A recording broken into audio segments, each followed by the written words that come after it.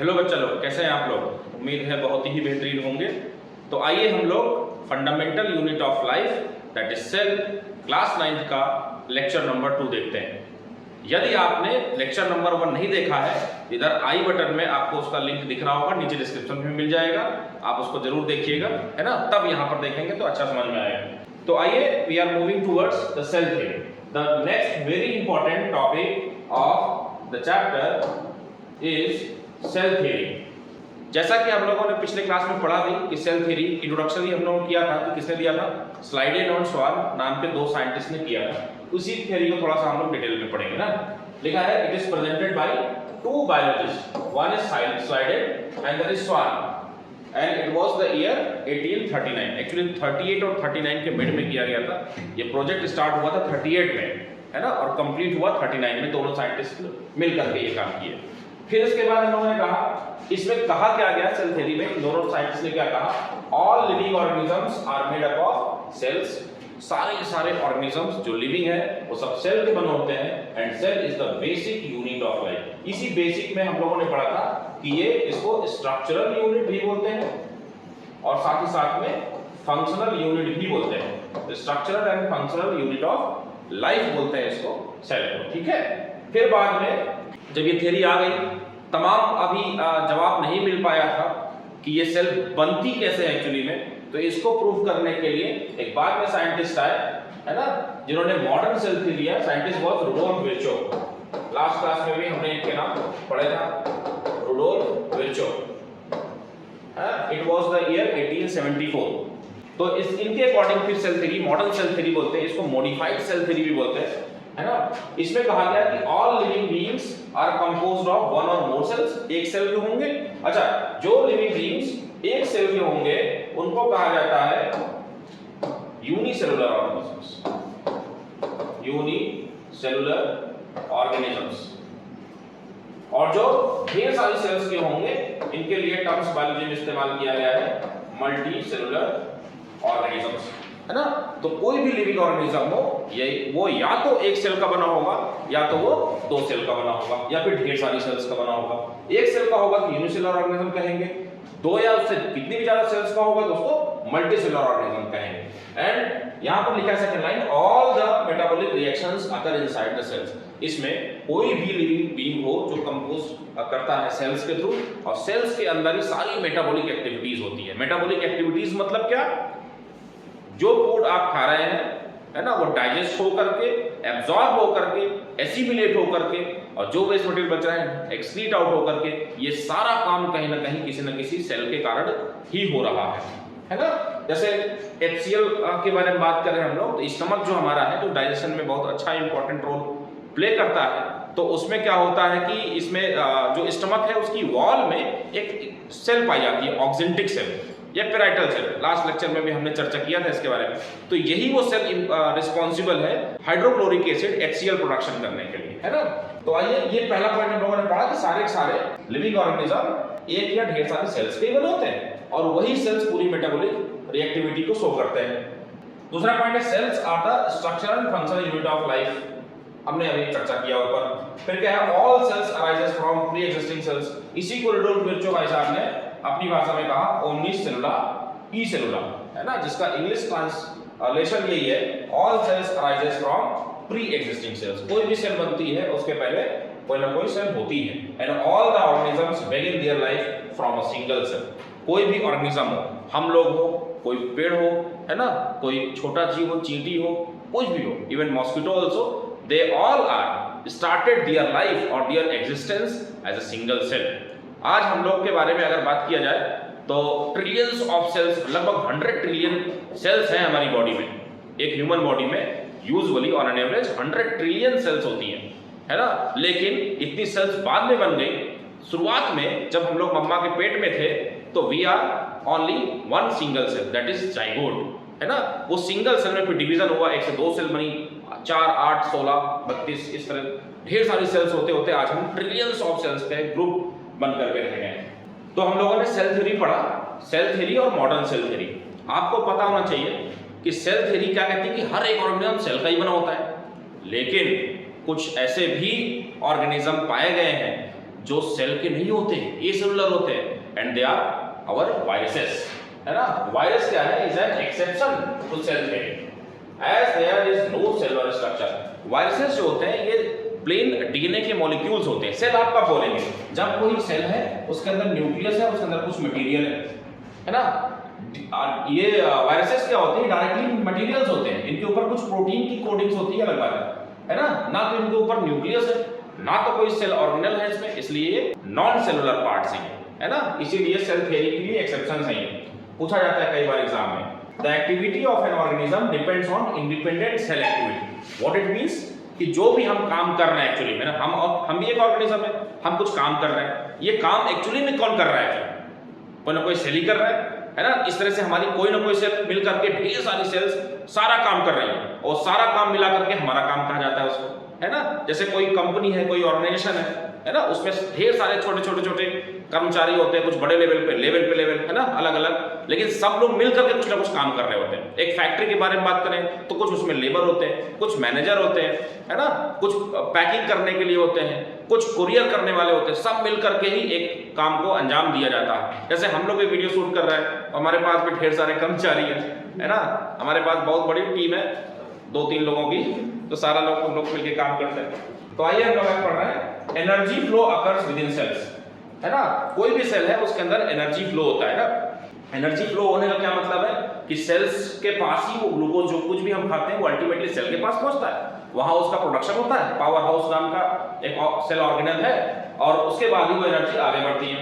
और क्या करता है सेल के अंदर, डीएनए होता है, शायद आपने सुना हो इसका नाम, डीऑक्सीराइबोन्यूक्लिक एसिड। आप इतना जान लीजिए अभी फिलहाल, क्योंकि आप 9th क्लास में हैं, तो इतना समझ लीजिए कि डीएनए ही मेन मटेरियल है जिसके कारण आप अपने पेरेंट्स की तरह रिजेंबल करते हैं, उनको उनकी तरह दिखते हैं। आप जब आप पैदा होते हैं या फिर अभी भी आपके अंदर तमाम ऐसे कैरेक्टर्स आते हैं जो आपके बड़े बुजुर्ग घर में कहते होंगे कि ये मम्मी पर गया है, ये पापा पर गया है, या किसी पर गया है, तो ये सारे कैरेक्टर्स कहीं ना कहीं इसी डीएनए की वजह से होते हैं, है ना। और डीएनए कहाँ पाया जाता है, क्रोमोसोम में पाया जाता है।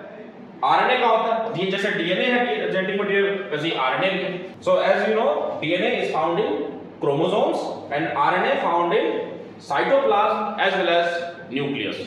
और ये क्रोमोसोम भी कहाँ पाया जाता है, न्यूक्लियस में पाया जाता है ना। यानी कि हम कहें कि न्यूक्लियस के अंदर डीएनए भी है, आरएनए भी है, इन दोनों को मिला करके कहा जाता है क्रोमैटिन मटेरियल, है ना। तो आप ये समझिए कि इसके अंदर सेल के अंदर साइटोप्लाज्म है, उसके अंदर न्यूक्लियर मेम्ब्रेन के अंदर क्या है, क्रोमैटिन मटेरियल। और क्रोमैटिन मटेरियल दो तरह का होता है, आइदर डीएनए और आरएनए, है ना। जितनी प्रोकैरियोटिक ऑर्गेनिजम्स हैं, जो लोअर ऑर्गेनिजम्स हैं, यूनिसेलुलर हैं, आमतौर पर उनके अंदर जेनेटिक मटेरियल आरएनए पाया जाता है, नॉट द डीएनए, है ना।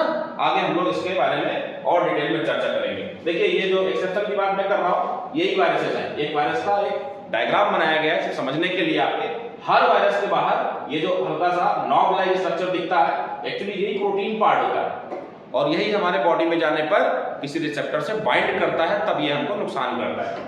और देखिए ये सेल है, दिखाई रहा है, न्यूक्लियस है, इसके अंदर न्यूक्लियस के अंदर देखो क्रोमोसोम पाया गया है, और क्रोमोसोम के अंदर क्या दिखा है, डीएनए दिख रहा है। और डीएनए देखिए ये डबल स्ट्रैंडेड है ना, ऐसा एक स्ट्रैंड ये है और दूसरा स्ट्रैंड ये है ना। ये वैसा स्ट्रक्चर है जैसे एक सीढ़ी होती है, लैडर होती है, और उसके बीच के स्टेप्स होते हैं, है ना, और उसको ट्विस्ट कर दिया जाए ऐसे जब घुमा देंगे तो ऐसे दिखेगा, है ना। ये स्ट्रक्चर दिया था एक साइंटिस्ट ने, वॉटसन, और उनके साथ स्टूडेंट थे क्रिक। तो ये चीज, ये double standard double helix model DNA को बोलते हैं, वॉटसन और क्रिक ने तो दिया था इसके बारे में।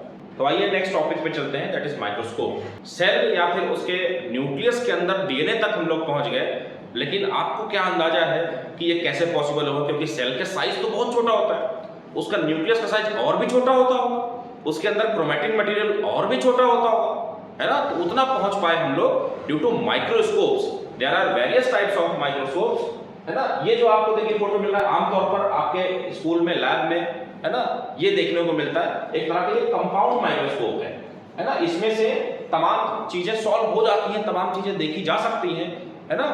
और इसमें 1000 टाइम्स मैग्निफिकेशन पावर तक इसमें देखी जा सकती है, डिपेंडिंग अपॉन द लेंस। अगर हम लोग बात करें इसके माइक्रोस्कोप की डिस्कवरी की, तो सबसे पहला सिंपल एकदम सा माइक्रोस्कोप डिस्कवर किया गया था फर्स्ट सेंचुरी, है ना। फर्स्ट सेंचुरी में इसको डिस्कवर किया गया था। बाद में सिंपल माइक्रोस्कोप आई जिसमें मैग्नीफाइंग ग्लासेस थे और ये डेवलप हुआ 13वीं सेंचुरी में 1300 के बाद। कंपाउंड माइक्रोस्कोप, जो ये फोटो आपके सामने बना है कंपाउंड माइक्रोस्कोप का है। इसमें ऑब्जेक्टिव लेंस और आई पीस की मदद से इसमें हम लोग देखते हैं। देखिए ऑब्जेक्टिव लेंसेज इसमें ये है, इसमें आमतौर पर आपके स्कूल में कॉलेज में होगा तो इसमें एक ही कई बार लगा होता है, 2 लगा होता है, इसमें 3 लेंस फिट होने का जगह होता है ना इस हैंडल में। और इसमें 3 ऑब्जेक्टिव लेंस होते हैं, ये एक यहाँ पर एक आई पीस लेंस होता है ना। इसमें जो तीनों लेंसेज होते हैं इनका मैग्निफिकेशन होता है 10x, 45x और 100x। और यहाँ पर जो आईपीस है, आईपीस का जो मैग्निफिकेशन पावर होता है ये हमेशा 10x ही होता है। तो मान लीजिए अगर कोई चीज आपके सामने है, इसको आप 10x के इसके साथ देखना चाहते हैं, 10x का ऑब्जेक्टिव लेंस के साथ देखना चाहते हैं, तो ये आपको कितना टाइम्स बड़ा होकर के दिखेगा? 100 टाइम्स, है ना। 100 टाइम्स, तो 10 गुना ये बढ़ाएगा, 10 गुना ये बढ़ा देगा उसका साइज, तो 100 गुना ज्यादा बढ़ देखेंगे हम लोग, है ना। इसमें देखेंगे तो 450 गुना ज्यादा दिखा सकते हैं। इसमें से अगर ये लेंस सेट करेंगे, सबकी सेटिंग अलग अलग होती है, सबके साथ काम करने की अलग अलग एसओपीज है ना।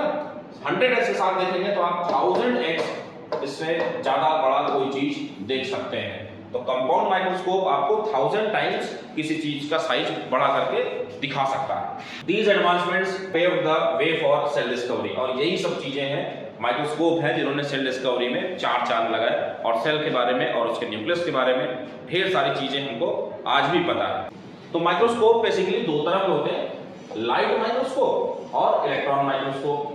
दोनों में अंतर क्या है? देखिए, लाइट माइक्रोस्कोप क्या करता है, it uses light to produce a large image. बड़ा करके दिखाने के लिए इसको लाइट की जरूरत पड़ती है, इसीलिए इसका नाम लाइट माइक्रोस्कोप रखा गया है। लाइट माइक्रोस्कोप में भी ये कितना मैग्निफिकेशन पावर दिखा सकता है, इसके आधार पर 2 तरह का है, एक सिंपल लाइट माइक्रोस्कोप है और एक कंपाउंड माइक्रोस्कोप है ना। कंपाउंड लाइट माइक्रोस्कोप जिसको बोल सकते हैं। सिंपल वाला आमतौर पर 100x किसी चीज को बड़ा करके देखने के लिए इस्तेमाल किया जाता है, और कंपाउंड में हमने बात किया अभी कितना हम लोग देख सकते हैं, 1000x टाइम्स में इसको बढ़ा करके हम लोग इस साइज का देखा जा सकता है।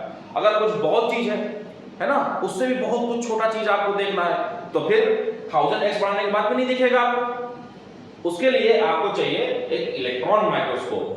नाम से ही पता चल रहा है कि इस माइक्रोस्कोप की हेल्प से we can see the electrons also, है ना। और इलेक्ट्रॉन का साइज कितना छोटा होता है, किसी भी चीज को काटेंगे एटम मिलेगा, एटम के अंदर होता है इलेक्ट्रॉन, है ना।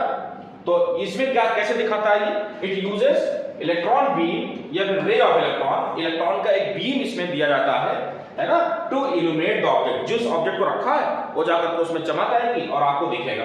It uses electromagnets for magnification, इसमें मैग्निफिकेशन करने के लिए, देखने के लिए इलेक्ट्रोमैग्नेट्स का इस्तेमाल किया जाता है। It also requires internal vacuum for magnification. अगर उस एनवायरनमेंट में जहां मैग्निफिकेशन आप कर रहे हैं अगर एयर की प्रेजेंस है तो नहीं दिखेगा कुछ भी, एक वैक्यूम चाहिए होता है। कहने का मतलब कि ये वाला जो आपने देखा अभी, आपने स्कूल और कॉलेजेस में देखा होगा, लेकिन ये आमतौर पर नहीं देखते आप। क्यों नहीं देखते?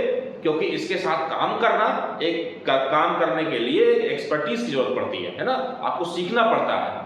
जब आप केमिस्ट्री की फील्ड में कुछ अच्छा काम करेंगे, कुछ बड़ा काम करेंगे, डीप स्टडीज में, मास्टर्स में या फिर पीएचडीज में, रिसर्च वर्क में, तो वहां पर आपको इस माइक्रोस्कोप का इस्तेमाल करना पड़ सकता है। तो उसके लिए उस लेवल पर सीखिएगा, अब इस लेवल पर नहीं। आइए आगे बढ़ते हैं। So number, shape and size of the cell के बारे में लोग चर्चा करते हैं। ये क्या चीज है देखिए, यहाँ पहली बार देखेंगे do all cells look like, क्या सारी की सारी सेल्स, है ना, हमारे आंख की, कान की, शरीर की, या फिर प्लांट बॉडी की, बैक्टीरियाज की सेल्स, फंगस की, एल्गाई की, कोई भी सेल क्या सब एक जैसी दिखती है? नहीं, एक जैसी नहीं दिखती। ये वेरी करती है। कैसे? नंबर के आधार पर अलग अलग नंबर में सेल्स पाई जाएंगी। हमारे अंदर अलग सेल नंबर हो सकता है, तुम्हारे अंदर अलग हो सकता है। कोई छोटा बच्चा पैदा हुआ है, उसका जस्ट अभी कुछ और नंबर हो सकता है, ज्यादा या कम हो सकता है, कुछ भी अलग बात है। उसका शेप अलग हो सकता है ना। अलग अलग शेप के आते हैं, अभी शेप के बारे में लोग चर्चा करेंगे। शेप में क्या क्या है देखिए, स्फेरिकल शेप पॉसिबल है, ओवल शेप पॉसिबल है, इलिप्टिकल शेप पॉसिबल है, पॉलीगोनल, क्यूबॉइडल, इर्रेगुलर, कुछ भी बन जाए कहीं से भी। ये सारे अलग अलग टाइप्स की सेल्स पाई जाती हैं। स्फेरिकल तो आपको मालूम है कैसा ऐसा दिखता होगा। ओवल कैसा होता है? ऐसा कुछ होता है ना। इलिप्टिकल थोड़ा और ऐसा रग्बी बॉल अगर आपने देखा हो तो ब्राउन कलर का जो आता है वो इलिप्टिकल शेप का होता है। पॉलीगोनल मतलब कुछ भी ऐसा हो जिसके ढेर सारे साइड्स हो, उसको पॉली मतलब ढेर सारा, है ना, गोनल मतलब फेसेस होते हैं, है ना, कितना फेसेस से वो कवर करता है। तो कितने भी ऐसे कुछ भी आकार का होगा इसको पॉलीगोनल बोलेंगे, है ना। क्यूबॉइडल आपको मालूम है, क्यूब के जैसा होगा, है ना, ये जैसे माचिस का डिब्बा आप देखते हैं, हालांकि वो रेक्टेंगुलर शेप है, क्यूबॉइड नहीं, वैसा भी हो सकता है। इसमें रेक्टेंगुलर भी ऐड करिएगा क्योंकि ऐसी भी सेल्स हो सकती हैं, है ना, और ट्यूबुलर सेल्स भी होती हैं, आगे हम लोग कमिंग लेक्चर्स में पढ़ेंगे, ठीक है। और इररेगुलर सेल तो पता है जिसका कोई शेप ही ना हो, जिसका कोई फिक्स शेप ना हो, जैसे अमीबा। अमीबा के बारे में बहुत लोग बताते हैं, आप भी पढ़े होंगे, तो कुछ भी ऐसा बना दीजिए, है ना, ये अमीबा हो गया। सेल है तो न्यूक्लियस होगा बीच में कहीं, ये अमीबा हो गया। इररेगुलर सेल कुछ भी फिक्स नहीं है। डब्ल्यूबीसी का भी शेप कुछ फिक्स नहीं है। किडनी शेप्ड सेल्स पाई जाती है, गार्ड सेल्स इसका एग्जांपल है, कहां पाई जाती है, लीव्स में पाई जाती है ना। लीव्स की स्टोमेटा में जो साइड में दो पाई जाती है सेल्स, उसको बोलते हैं गार्ड सेल, कुछ ऐसा। आगे कभी लेक्चर में हम लोग पढ़ेंगे इनके बारे में, कुछ ऐसा होता है ना, ऐसा सेल्स। ये बीच में इसका स्टोमेटा होता है, हालांकि ये ओपन कंडीशन में दिखाया जा रहा है, जब इसके बारे में पढ़ेंगे तो और डिटेल में हम लोग चर्चा करेंगे। आगे बढ़ते हैं हम लोग। जितना सेल टाइप हमने बताया, ये सारे सेल टाइप के यहाँ पर एग्जांपल्स दिए गए हैं। लॉन्गिट्यूडनल सेल्स हैं या लंबी लंबी सेल्स हैं, उसका एग्जांपल एक स्मूथ मसल सेल होता है, हमारे मसल्स में पाया जाता है। ब्लड सेल्स के अंदर ये आरबीसी का डायग्राम बनाया गया है। इसका शेप तमाम किताबों ने कुछ भी लिखा हुआ है। एक किताब में पढ़ रहा था, आपके स्कूलों में जो चलती है उसमें इसका शेप ओवल बताया गया है, जबकि ये सही नहीं है ना। इसका शेप कैसा होता है, इसका शेप होता है biconcave disc shape, biconcave disc shape, है ना। इसको समझने के लिए अगर आप चाहें तो आपके घर में जो भी खाना बनाता है, रोटी बनाता है, तो आप उसका देखिए छोटा सा थोड़ा आटा लीजिए और उसको गोला करके बीच से दबा दीजिए हल्का सा, exactly you will see this type of shape, that is the RBC का शेप, है ना। बाई कॉन्केव, बाई मतलब दो, कॉन्केव मतलब अलग। कॉन्केव शब्द आया है, फिजिक्स का टर्मिनोलॉजी है। कॉन्वेक्स और कॉन्केव मिरर्स भी होते हैं, लेंसेज भी होते हैं, तो लेंस के हिसाब से अगर हम लोग समझेंगे तो ये चीजें बाई कॉन्केव है ना। एक ही नर्व सेल है ना, जो लंबी सेल होती है, सबसे लॉन्गेस्ट सेल भी नर्व सेल ही होती है, और इसकी साइज कितनी होता है, लगभग 1 मीटर तक का इसका साइज हो सकता है ना। ओवम के बारे में बात करें, देखिए स्फेरिकल सेल है, ह्यूमन फीमेल्स में या फिर कोई भी मैमल फीमेल्स में सेक्सुअली रिप्रोड्यूसिंग ऑर्गेनिजम्स में ऐसा ओवम या एग सेल भी इसको बोलते हैं, है ना, ये रिलीज होता है। और ये कैसा सेल है, स्फेरिकल शेप का है। ये एक बोन सेल है ना, बोन जो हड्डी होती है हमारी, उसका ये सेल है, दिखाया जा रहा है। और बोन में दो टाइप की सेल पाई जाती है। डीप स्टडी के लिए आपके नीट में भी यहाँ से क्वेश्चन पूछा जाता है, दो टाइप की सेल्स पाई जाती है इसमें। वन इज ऑस्टियोब्लास्ट, जिसको बोन फॉर्मिंग सेल्स भी कहते हैं, मतलब अगर आपकी हड्डी बन रही धीरे धीरे तो उसमें ऑस्टियोब्लास्ट का इस्तेमाल होता है, और धीरे धीरे किसी भी कारण से जब बोन डिसॉल्व होने लगती है तो उसको ऑस्टियोक्लास्ट सेल बोलते हैं, है ना। इसको बोन डिसॉल्विंग सेल्स भी बोलते हैं, बोन डिसॉल्विंग सेल्स, है ना। दो टाइप की बोन सेल्स होती हैं। इस पर एक नीचे दिख रहा है यहाँ पर, जैसे ये फीमेल गैमीट है, ये मेल गैमीट है ना। मैमल्स में, मेल्स में आमतौर पर ये गैमीट बनता है ना। हम लोग का जो फॉर्मेशन होता है जाइगोट, वो इसी की मिलने से होता है, एक ओवम मम्मा साइड से, एक स्पर्म पापा साइड से, जब मिलते हैं तो एक जाइगोट बनता है, एक सेल बनता है जाइगोट। यही जाइगोट आज हम हैं, यही जाइगोट आप आज हैं, है ना। ढेर सारा डिवीजन होते हुए ये एक फैट सेल है, ठीक है, ग्लोबुलर सेल होती है इसको, है ना, बोलते हैं। यहाँ पर डिफरेंट टाइप्स ऑफ शेप्स के बारे में चर्चा करें, यहाँ लिखा हुआ है स्फेरिकल सेल, आरबीसी इसका एग्जांपल है, स्पिंडल सेल, है ना, लॉन्ग ब्रांच सेल, कुछ भी नाम दे दीजिए आप, इसका एग्जांपल दिया आरबीसी, स्पिंडल सेल है, मसल सेल्स जो यहाँ पर दिखाया गया है, और ये नर्व सेल्स है, ब्रांच सेल्स, है ना। तो आइए हम लोग आगे पढ़ते हैं कि on the basis of number of cells organisms are two types. पहले ने बताया यूनी एक शब्द है, इसका मतलब होता है वन सेल, मतलब वन सेल का, एक सेल का वाला, और मल्टी एक शब्द होता है, इसका मतलब होता है मेनी, जिसमें ढेर सारे सेल्स। तो यूनिसेलुलर और मल्टीसेलुलर दो टाइप के ऑर्गेनिजम्स पाए जाते हैं। लिखा है on the basis of cell number structure organisms are categorised to unicellular and multicellular. Unicellular हमने बता दिया आपको, इसमें कितना होता है, एक सिंगल सेल होता है, खाली सिंगल सेल के अंदर सारी बायोकेमिकल एक्टिविटीज परफॉर्म होती है। एग्जांपल इसका अमीबा हो जाएगा, बैक्टीरिया हो जाएगा, यीस्ट हो जाएगा, है ना, पैरामीशियम हो जाएगा, ये सारी चीजें भी यूनिसेलुलर ऑर्गेनिजम्स में आते हैं। मल्टीसेलुलर में it contains many cells with specialised function, मतलब इसमें ढेर सारी सेल्स होती हैं और हर सेल का काम अलग अलग होता है। सारी सेल्स का अलग अलग काम मिला करके किसी ऑर्गेनिज्म का काम आता है ना। इसके एग्जांपल्स में प्लांट्स हो सकते हैं, ह्यूमंस हो सकते हैं, एनिमल्स हो सकते हैं। हमारे एडिटर टीम इसमें से नहीं है, नहीं उनको पता होता कि humans are also animals, they are not biology background, इसलिए उनको जानकारी नहीं है फिलहाल। ह्यूमंस आर आल्सो एनिमल्स, और आपको पता है कि ह्यूमंस से खतरनाक कोई भी एनिमल नहीं है, क्योंकि हम लोग किसी भी एनिमल को, जिसको आप समझते हैं, वो किसी भी एनिमल को हैंडल कर सकते हैं, लेकिन कोई एनिमल ह्यूमन को हैंडल नहीं कर सकता ना। सब ह्यूमन के पास अपना अपना जुगाड़ होता है, पौवा होता है, भौकाल होता है। तो आइए एक बड़ी बात पढ़ते हैं हम लोग।